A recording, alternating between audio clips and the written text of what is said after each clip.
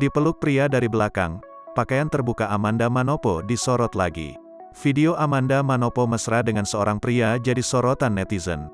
Pasalnya, dalam video tersebut Amanda Manopo mengenakan pakaian terbuka.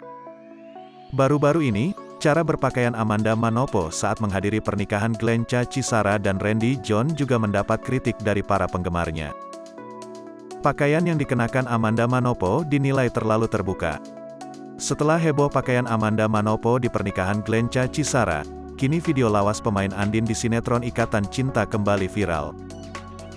Dalam video yang diunggah akun TikTok beberapa hari lalu, tampak Amanda Manopo tengah dipeluk dari belakang oleh seorang pria. Pria yang memeluk mesra Amanda Manopo itu diduga sang mantan pacar, Billy Syahputra. Di video viral tersebut, Amanda Manopo terlihat mengenakan pakaian terbuka dan seksi. Amanda Manopo terlihat sedang duduk di pangkuan pria yang diduga Billy Syahputra dari belakang. Tak sedikit warganet yang sangat yakin jika sosok pria yang memeluk mesra Amanda Manopo adalah adik mendiang Olga Syahputra, Billy Syahputra. Hal itu semakin diperkuat dengan gaya rambut hingga postur tubuh yang mirip dengan Billy Syahputra.